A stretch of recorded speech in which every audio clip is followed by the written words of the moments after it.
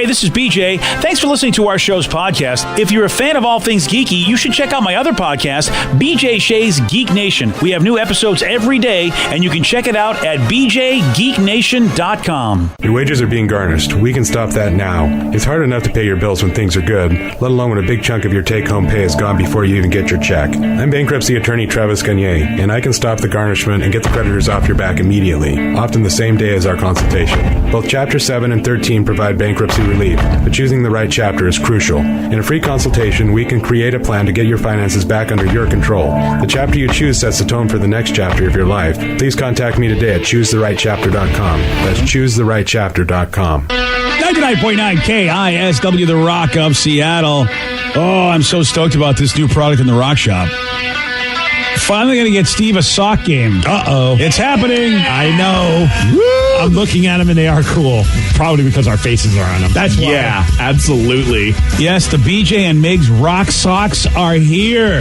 Oh, I was so excited about this. I just love when something starts as a silly conversation while the mics are off amongst us. And I think one of them would be like, wouldn't it be funny if we had our own socks? And now here they are. Yeah, here they are, just like that. Steampunk me on your feet. I love it. Very, very excited.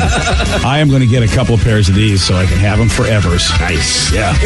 So if you want these socks, you got to go to KISW.com if you want to increase your sock game. Put our faces on your feet. They look cool. They really do. Yeah. It's the BJ and Migs Rock Socks. Get them. KISW.com. Let's play B Migs. It's time to play the game. Yeah. So everybody scream his name. B Migs. Don't be a loser. Whoa. B Migs. You're a loser. It is time to beat Migs. It's time to pump it up for Monday. Pump it up, baby. Woo! Oh, yeah. I know lots of nerds out there that are super pumped up from the weekend. So hopefully you can keep that going into the Monday. Yeah, a lot of nerding for me this weekend, that's for sure. Oh, I know. You played Magic at Mock's boarding house. I also saw Avengers on Friday night. Oh, just a busy nerd weekend. Yeah, Game of Thrones last night. I actually stayed up to watch it. Thank God for the HBO app. Me too. Yeah. Yeah. Sounds like it was an emotional roller coaster of media for you guys. Ups and downs. Yeah, you're absolutely right. The Game of Thrones episode had lots of emotions too, as well as Avengers Endgame. And of course, the Magic tournament had lots of emotions. How much nerd rage? No, dude, I got the luckiest I've ever gotten. Really? Yeah, I mean, I can't ever complain Good on again. you, man. The gods finally shined on me and gave me good cards, which doesn't always happen, when you do that kind of a tournament. Good job. So who did better, you or your son? I think we did equally as well. Wow. Yeah, only because he actually played well. I just got the great cards you could just play and win. Yeah, my deck played itself. It was ridiculous. That's always a good way to be, though, on those. Yeah. Speaking of game, we got to get to this one, and we got Kevin in Seattle to take on Steve. Kevin, are you there? You bet. Good morning. Good morning, Kevin. What's he playing for today, Steve? He'll win tickets to check out Pain in the Grass, the Friday night show that Nice. features Disturbed, In This Moment, a bunch of other great bands, and that's happening on Friday, August 2nd. And you go to KISW.com for all the details. Also, if you don't win, don't worry, because Live Nation's doing their National Concert Week sale, which they have $20 all-in tickets for Tuesday, Friday, and Saturday's Pain in the Grass shows. There's a bunch of other concerts as well. So you just go to KISW.com for that information, too. And if you want tickets, of course, just go to LiveNation.com. All right, Steve, get out of here. For those playing at home, Kevin will have 60 seconds to answer 10 questions. Kevin, you can pass all you want, but you will only get 3 guesses per question. Are you ready? I've never lost to Steve. I am very ready. Good luck. Compared to a normal year, how many more days does a leap year have? 1. Yes. What is botany the study of? Plants. Yes. What is the name for the third human molar? Cuspid? No. Canine? No. Pass. Guacamole originated in what country? Mexico. Yes. What year of the 90s did the movie Forrest Gump come out? 91, 2, 3. No. Who played the title character in the 60s movie Barbarella? Jane Fonda? Yes. How many seasons did the sitcom Growing Pains have? Jeez. 9, 10, 11. No. Which Pain in the Grass artist released the album Smells Like Children? I'm 60 years old. Pass. Which queen ruled over the UK during the Victorian era? Hello. Queen Victoria. Yes, Kella sang the lyrics, My milkshake brings all the what to the yard? Dogs? No. 1, Well. 2, 3, 4, 5, correct. Sometimes some of them are my dogs. You know what I'm saying? Yeah, Think sure. about it. Yeah, but I'm Randy not going to Jackson? allow it. Not Yeah? going to allow it. Oh, But I can see where you're going with it, but no. Fine. So, yes, it's a good score, decent score, middle of the road score. Steve will still have his work cut out for him. Do you think so? I think Kevin spoke a little too soon about how good he is. Yeah, well, you know. He's undefeated against you, Steve. Oh, well, now the pressure's on. Let's do this. Well, technically, we're 0-0 right now. Okay, now that makes a lot more sense. Okay. You know what, Kevin, really? Is that I already like Kevin. I don't like Kevin at all Kevin's anymore. my favorite person. No, I'm done with Kevin. All right, Steve, are you ready? Ah, yes! Compared to a normal year, how many more days does a leap year have? 1. Yes. What is botany the study of? Plants. Yes. Yeah. What is the name for the third human molar? Wisdom tooth. Yes. Guacamole originated in what country? Mexico. Yes. That was really good. What year in the 90s did the movie Forrest Gump come out? Wait, you're in the 90s. 95. No. 1994. Yes. Who played the title character in the 60s movie Barbarella? Is that like Bridget Fonda? No. Oh, no. Roger Moore. No. That's it. Wow. Jane Fonda. Yes. Wow. How many seasons did the sitcom Growing Pains have? They had 7 seasons. Yes. Which Pain in the Grass I don't know artist that. released the album Smells Like Children? Marilyn Manson. Yes. Which queen ruled over the UK during the Victorian era? Queen Mary. No. Queen Elizabeth. No. Queen Jean Okerlund. No. Kella sang the song My Milkshake Brings All the What to the Yard? Boys. Yes. And Steve, you win 9-5. Sorry, Kevin. Oh, Yeah. I got creamed. Yeah, you did. That's all right. You can try again because you only have one loss. You can just say. You're already down 1 After game. years of trying, I finally broke the code on how to get in, but I'm not going to tell the secret. Oh, so we might be hearing Kevin a little All bit right, we'll earlier see if now. yeah, because I don't know what the code is myself. But good job, buddy. But you know what we will be hearing right now? What? You're simply the best. Well, you Sing it, deserve it. Tina. And if you would have thought a little bit, I would actually. I can't blame him because if he didn't get it, Really? Kevin got it, but I might not have been thinking how obvious that is. so which queen ruled over the UK during the Victorian Queen period? Victoria. Yeah, there you go. Yeah. You gotta be kidding me. Nope, I wouldn't kid about that. And I think I would have. Maybe I would have got it on the third try, but I would be lying. Freaking kidding. The I'll be answer was honest. in the question. Yeah, I'll be honest. Queen Jean Okerlund was pretty amazing. Oh, thank you. No doubt about it. I love that. Congratulations, Steve. You won with 9 correct. Caller number 9, you're checking out tickets to Friday's Pain in the Grass show with Disturbed in this moment and more at the White River Amphitheater. Caller number 9, 206-421-ROCK. Well, since you talked about it and brought it up, Game of Thrones was on last night. It was a big episode, and I won't spoil anything because a lot of folks probably won't get to see it till this morning or today, maybe. We got some texts that don't spoil it. One person says I was a total mess the entire episode. I was alone in my living room yelling at the TV, covering my face, crying. I'm not normally that type of person while watching stuff, but holy cow. I mean, what a weekend this was. I mean, if you went to see Avengers Endgame, lots of emotions in that. And of course, then you got Game of Thrones on Sunday, which big props to HBO because for them to be able to figure out and release this episode on the weekend of Avengers Endgame, I think was brilliant. Because this was surely a very powerful episode. The last 2 episodes we've watched, the first 2 of the season, have led up to, the tension that was involved in this 3rd episode. And it's like the same weekend as Avengers Infinity War. I mean, for them to figure that out and go, all right, we're going to have a release date. I mean, if Disney said, you know what, we're going to maybe wait a week or go a week early, I wonder if that would have effed up everything for HBO. I feel like they probably felt comfortable by Sunday night. You could get away with doing that. You know what I mean? Like, I think at that point, people who wanted to see the Avengers already saw the Avengers. Well, that's Their on weekend. Yeah. In other words, I think they wanted it to be on this weekend. Oh, okay. You know what I mean? Like, it's because it was just going to be a huge weekend anyway, and they think, well, I mean, it's like the biggest weekend for nerds probably in the history of nerddom. Yeah. I don't think you could have two bigger things happening at the same time. Would be the Avengers Endgame and Game of Thrones this particular episode. How about this section says Avengers Endgame? Pretty good, but last night's episode of Game of Thrones was blank and epic. Best episode of any show I've ever watched, ever. Wow. Another person says, you guys know that Game of Thrones is fake. Thank you. Thanks. I agree. Appreciate that. I love it. Now, there are some fans that took to Twitter, no spoilers here, but they have complained about the tone. And I do want to tell you, if you haven't watched the episode yet, this is something that's been going on with television shows a lot, and that is poorly lit scenery, which I watch a show called Sabrina on Netflix, and that people complain about how the show is dark, not because it's dark in tone, but it's lighting. Visually dark. Yeah, visually dark. And last night's episode was visually dark.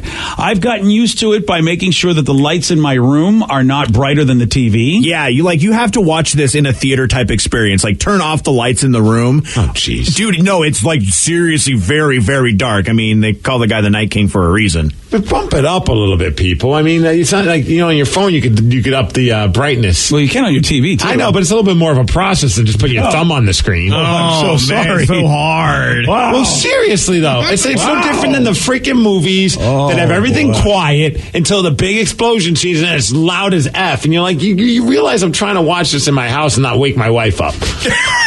It's actually, I'm not sure they do. They should. Yeah, sorry, Start Steve. compressing this S. Yeah, sorry they didn't cater to your whims for their theatrical visuals. Do you guys not get annoyed by that? No. When things are too quiet and then all of a sudden you jack up the volume and then it gets too loud and you got to jack it back down? Joey Dees and I just had a great conversation about this. There should be laws against this. Not so much this particular instance, but the fact that one person like yourself, and actually, you're not the only one, Steve, because a lot of folks went on Twitter and that's all they seem to be commenting about. Not so much, what they thought of the episode as far as what happened, but because of the fact it was just too dark of an episode visually. But why not just fix that?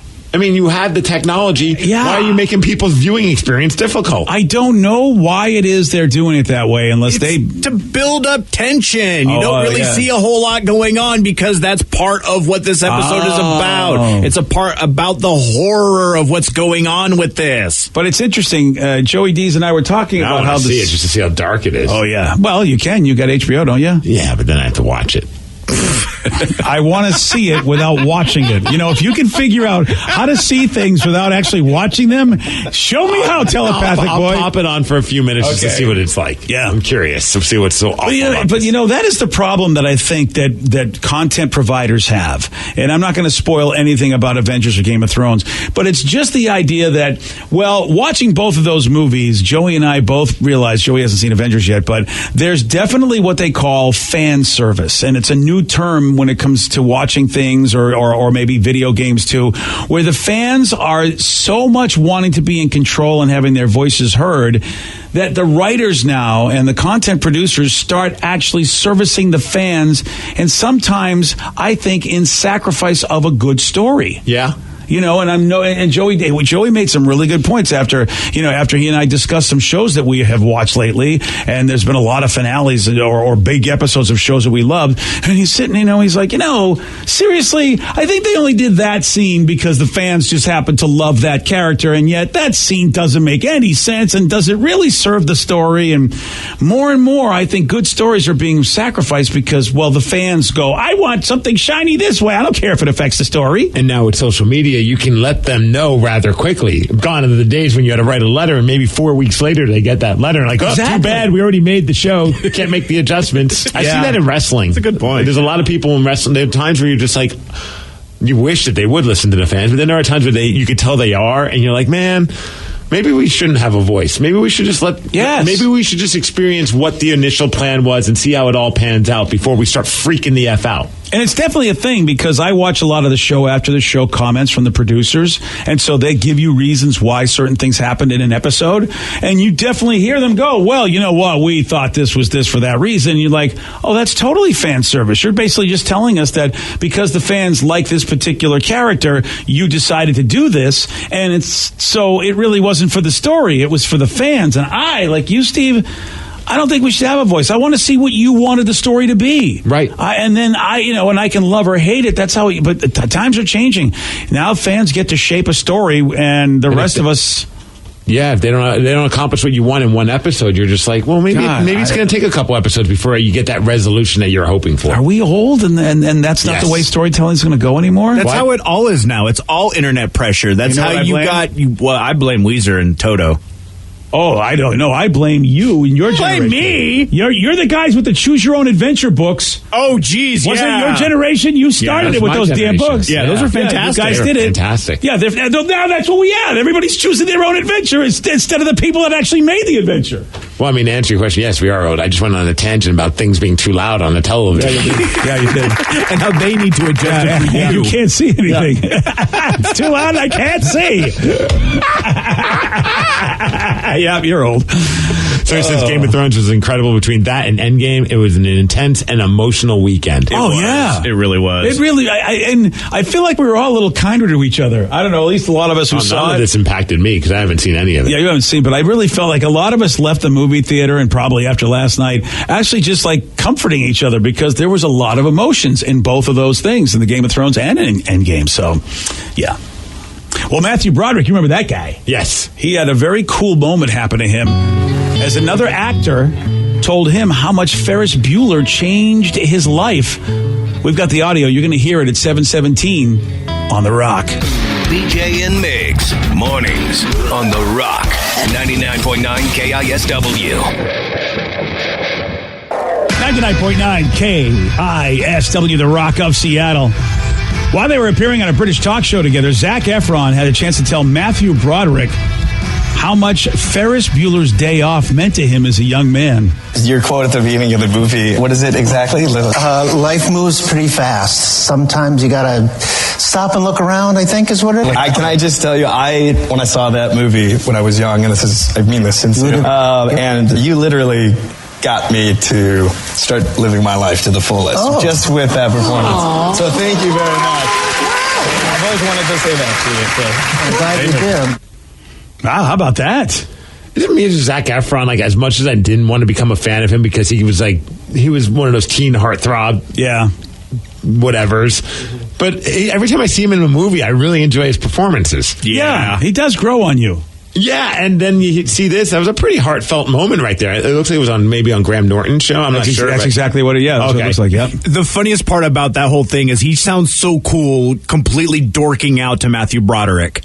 And yet, when I do something like that, I sound like Chris Farley. You're right, dude. He was borderline fanboy moment, but he was able to at least keep it together. Choke up a little bit. It really felt, like you said, super heartfelt. And then it's no different than you could say something to a woman and come off as a complete pervy creep. But if Zac Efron said it, it would be very endearing and sweet. Right, you're absolutely right, and that's pretty much what happened with him and Matthew Broderick. He came out very endearing and sweet. Yeah, but he's probably you're right. It probably was really, really fanboy, but because of his looks. If it was us, it would be stalkerish. Oh yeah. Hey Matthew, that's pretty cool, man. That he was at that moment to be able to tell him that. Yeah, that's really, really awesome. And and then you must feel like, God, I'm old. Because this kid saw me when I was a kid. This grown-up actor who's successful saw me when he was a little kid. Damn it. Well, Matthew, he has a mirror. He knows he's old. Wow. There's the line of the morning. Well. That's awesome. It's the lukewarm topic of the day. Zac Efron had a chance to tell Matthew Broderick how much the movie Ferris Bueller's Day Off meant to him and inspired him to live to the fullest. Based on this, we want to know what one movie has meant the most to you and why. 206-421-ROCK. Text us at 77999. What one movie has meant the most to you and why? Your calls, your texts after the Beastie Boys on The Rock. BJ and Migs, mornings on The Rock, 99.9 KISW. 99.9 KISW, The Rock of Seattle. So Zac Efron was borderline fanboy when he was on a television show with Matthew Broderick, the star of Ferris Bueller's Day Off. That was a big movie for Zac Efron, and he was fanboying like a son of a gun, but still kept it together to thank Matthew for the inspiration that Ferris Bueller gave him in his life. And so Zac said, I started living life more to the fullest after watching that movie. It's funny. I look back on Ferris Bueller's Day Off, and I just think of it just as a fun film. I never really thought about it having that kind of an inspirational moment for somebody. Yeah, I have to go back and watch it because you're right. I don't remember that having any kind of message at all. It's just some kid skipping work or whatever. But now looking back on, he just took an opportunity to have a great day. And Zac Efron has turned that into a great life. I think it inspired a lot of people to see if you could drive your car backwards to get the odometer to go backwards. Oh, right. Like, no, it doesn't. Yeah, pro tip, that don't work. Yeah. So that was a big movie, inspired Zac Efron. How about you? What one movie has meant the most to you and why? 206-421-ROCK. Text us at 77999. So he says, got to be Mystery Alaska. When Steve skated the river, it made me want to play hockey. I've been playing ever since. That's very cool. Oh, wow. It's definitely not. I mean, with Slapshot probably would be another one. Make sure you foil up the knuckles. Oh, yeah, of course. Yeah, yeah, that's the one. That's the inspiring one. The one that popped in my head, and it's also a sports movie. Obviously, Rocky. I mean, I could go down. I mean, almost every film. I know your movie. I know. I wish I wrote this down. I know what you're going to say. Oh, you do? I think I do. Oh, this. All right. Ooh, what do you think it's going to be? All right. I'll write down what I'm going to say. That way, I'm not going to lie just to be a troll. Okay, perfect. I just always assumed that it would be Miracle. Yeah, same here. No. Oh, wow. Yeah, I just assumed that it would have been that. Okay. Well, it's kind of I don't know. Miracle's just been it's a cool movie to watch before I would play hockey. Sometimes just to kind of get me in a hockey mood. All right, so it's not Rocky, it's not Miracle. Bad News Bears. Really? Yes. Okay. The original. How old were you when you saw it for the first time? Okay, so as a kid, you really got inspired by that movie. Yeah, it made me realize it's okay to be a loser. You can still have a good time in life. Yeah, I can see that. That really... It makes sense, though. Like the whole part where at the end, they came, spoiler alert, they came so close to beating the Yankees, but they didn't. Yeah. And then Tanner tells them to take that trophy and their apology and to shove it up there you know where. Yeah. Like, I don't know why, man, but that stuck with me as a kid. Yeah, that definitely was, That reminds me a lot of Dodgeball, too. It's that same sort of inspiration, basically not the destination, but the whole journey sort of thing. Yes. Mm-hmm. Yeah, totally, dude. The Bad News Bears inspired me, too. I realized, you know what? I could actually coach a Little League team and have a drinking problem. Oh, absolutely. Yeah. And be a surly MFer, dude. Oh, yeah. Walter Matthau was. A lot of folks may not know or care about Walter Matthau as far as, maybe a generation, millennials and Zs. But, boy, in my generation, he was the just orneriest and curmudgeonest of all. Every role was him being in a bad mood. I don't think I ever saw him play a role where he was in a good mood. 206-421-ROCK. Text us at 77999. What one movie has meant the most to you and why? Someone said Matthew McConaughey in Dazed and Confused. Keep getting older and they stay the same age. Oh, really? How long can you let that go on for? I mean, maybe you think you can make a career out of that you can always get women maybe 20 to 30 years younger than you, no matter how old you are? Leonardo DiCaprio's done it. Yeah. He doesn't date anyone over 25, and then once they hit 25, he dumps them. That's got to be weird if you're a chick and you're having a good time with Leo and you're 24. Yeah. And it's almost like Final Destination. Oh, jeez. Oh, yeah, you're right. It's like, I don't know how to tell you this, but you're getting too old, miss. You're not going to be on this planet long. One texter says, the Dark Crystal showed me as a kid, no matter how evil someone is, they do have a good side. That movie scared the crap out of me, man. It's just because the Muppets are freaky. I don't even remember the Dark Crystal. It was their serious take on like a Muppet movie. Yeah. And so they had whether it was the Skeksis or whatever, the weird bird demon dudes. Yeah, they were freaky looking. Oh, they were so scary. It's been a long time since I've seen that movie. I wonder if it holds up. Yeah, I mean, they're Muppets, so you're getting what you're expecting on that point. Yeah. I mean, before CGI, the Muppets were pretty much the closest thing you get to have weird things on your screen. Yeah, kind of pretty much, or just really bad costumes. Yeah. Somebody, BJ, you'll appreciate this one. The Matrix made me question the world completely different as a teenager. Nice. Yeah, and actually the trilogy is really something. I mean, yeah, I it's powerful. Did it inspire me? Ooh, that's a good question. I think... it's the Star Wars truth. I think Star Wars is really what got me. How did it inspire you? Because of the father-son stuff. You've always wanted to cut your son's hand off? And how? Well, have you seen him cook? He hasn't given us macaroni and cheese yet. I gotta inspire him one day. Good call. Yeah. Until you bring it, if you don't bring us macaroni and cheese by May 15th, we're BJ's cutting your hand off. That's right. What if you taste it and you don't like it? Am I going to get my hand cut off then? Maybe a finger. Yeah, just a finger. Yeah, that's a good idea. I mean, you did say it's the best macaroni and cheese in the world, so I've overhyped it now. I'm not confident. All right. You can do like a blind taste thing. We'll bring his in, and we'll bring in like Mac Kraft or Kraft mac and cheese. And see which one gets a better taste. Oh boy, that Mac Kraft and cheese. That Mac Kraft, sometimes that's just the greatest ever. I mean, there's nothing better than powdered cheese. Yeah, I mean, seriously. And the amount of sodium in there, that's why it's so good. It's just like a salt lick and Mac. No, your son's in the room. I'm curious what he has to say about all this. Joey D's the movie for you? Nuts. For me, it was actually Rounders. The poker movie. The poker movie, yeah. I was going to say, I bet it's like a gambling film. Yeah. Yeah, it was awesome to see like Matt Damon in a really popular role for a game that most people just thought was kind of like luck-based. It was really cool the way they did it. They presented it with like a really cool bad guy that split Oreos. And had some really great lines. Pay that man his money. That was so, So John Malkovich, who of course is a great actor. And check. Yeah, pay that man his money. Yeah. Don't splash the pot. Yeah, and it was cool because a lot of people I'd have to explain it to, and after that movie, they kind of saw poker in a different light, and it allowed me to take their money easy. It's a good call, Joe. Okay, yeah. It is a good call because many times while you were, younger, and people were like, "What's Joey doing? He's going to Vegas and gambling." And even the parents, because you would hang out with a bunch of people, and the parents would get together and go, "What is going on with our kids playing all this poker?" And I was the one that said, it's not a luck-based game. Actually, you're playing against other players as opposed to every other damn game where you play against the house. I said, this is something that kids might be able to make happen. And I forgot that Rounders really did start a whole explosion. Well, I would imagine that all the poker stuff we saw on TV, do you think Rounders was a big part of that? It helped bring poker into a better light, but then the kind of whole winning $1 million, this online poker qualifier, Chris Moneymaker ended up winning the World Series, winning a bunch of money. That kind of exploded it. Yeah. Well, it's kind of faded a little bit, hasn't it?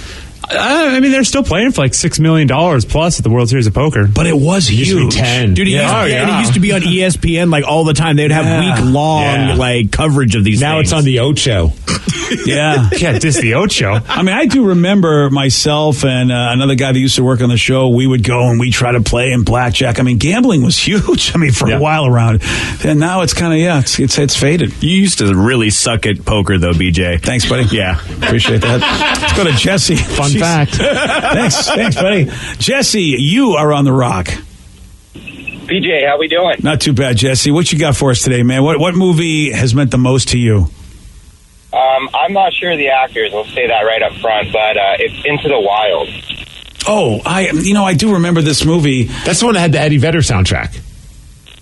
It had a lot of great songs in it. Yeah, was it about a woman that went into the wild? Or it was a dude. Oh, it was a dude. Okay. Yeah. Oh, it might be. Wasn't it? What's his face? It was Emil Hirsch. Oh, yeah. Oh, okay. Which has a kind of girly name. Wait, was that the name? Wait, was Emil Hirsch the guy it was based on? No. That was just the actor. Oh, okay. So what was it about that inspired you, Jesse? Really the whole thing about him just going off and just trying to be himself and have no money in his pocket and travel. And then the thing that stood out the most is before he died, in his journal, the last thing that he wrote was, "True happiness is shared." And so he spent a lot of time on the road by himself. And one thing I've realized is you can get to the top of a mountain, and as long as you don't have someone there, you can look around and just be like, "Oh, that was cool" for 10 seconds. And then after that, it's whatever if you don't share it with anybody, Oh, good point, so man. My favorite memories are always about something ridiculous that happened with my friends, not something that maybe I did that was epic by myself. Yeah, Exactly, I appreciate you said that, Jesse, because look, we all love our alone time, but there's a lot of us that actually do shun people and just want to be alone all the time. And yeah, that's a lonely life. And yeah, having alone time and being alone is okay. But yeah, Steve, I have to say, I hate to agree with you, but yeah, that's sharing it with people. It does make it better. Yeah. Maybe that's why we want to have kids. Maybe there's just something about that, not only just biological, but also emotional, that, you get to share stuff with your family and that whole thing. I mean, going on walks is cool, but going on walks with Lulu is epic. And why is that, Steve? The memories. She barked at the zombie guy with the Halloween decorations. Yeah, that was a great one. You were able to get a little picture of that. That wouldn't have happened. Yeah. She still barks at that house, even though the zombie is not there anymore. That's a touching story. Thank you. I'm glad that you appreciated Thanks it. for that. Glad you shared. I see your daughter's in the room. Yeah, that's by the way. When you wrote "Share Happiness," Dad, you don't have to share that with me anymore. Okay, don't share that. Everyone else enjoyed my. Just leave me out. You just let me know when you can do it. I'll leave the room. I did appreciate that video, actually, Steve. Thank you. My one movie that I love is The Notebook, and it inspired me to never. Yeah, right. You're the Titanic. I'm the Notebook. You understand? Oh my God! But both everyone movies dies in both. Exactly. Wow. I mean, somebody's losing their damn mind till they die. The whole movie's about someone who's lost their damn mind till they love die. Story of our time, right, Sarah? Yeah, and in my movie, they die together. Right, holding hands. But yeah, it inspired me to never settle for less. Find someone that makes you like Noah and Allie are in The Notebook. Oh my God, that's a high bar. Yeah, it is. She was engaged to someone else. As soon as you die? Wow. Yes, I'm trying to die with my loved one, hand in hand. Poor J-Rubs, man. You're comparing him to that guy. Was it Ryan Reynolds? Yeah, Ryan Gosling. Ryan Gosling. Sorry. Yeah, my bad. It's fine. Yeah, but I want you and Mom to die together, so please make that happen. BJ. Mm-hmm. Wow. Do they have to be in the same state, or can they continue it the way that it is? One dies in California. They can continue. They can die on FaceTime together. That's fair. Sarah, I kind of want Mom to go first so I can see what get a little strength. Whoa! Get a little what? Sex. He wants sex with someone that's not your mom. Sex with other people, Sarah. That's what he's talking about. I want to troll the nursing home. He wants to go to the brothels in Vegas. All right, I'll take that too. I don't think anyone's gonna be calling you up after Mom's dead. Well, no, he's going to pay for it. I suck at poker, and now I suck at women. Tough day. Jesus. Okay. Thank you for sharing the happiness. Truth hurts, man. Jesus, I'm going to go die alone on the mountain is what I'm going to go to. Which is why BJ's most inspirational film is Pretty Woman. Thank you. You're right. That's about all I can get. Yeah, I guess if you're paying, then that's a whole different story. Yeah, I'm going to pay with your inheritance. Congratulations. The brothel's going to be awesome. Damn. No, see, this is why you guys have to die together. Sorry, but yeah, that's exactly your dream of doing other chicks after Mom died is not going to happen. You know what? My kids are going to kill me, Steve. It's going to be a plot. Yeah, if Mom dies, well, that same day. If she dies, he dies. Oh, dear. That's what's really going to happen. Exactly. So Sarah says, thanks for spoiling the ending of that stupid movie. Now I don't have to watch it. Stupid.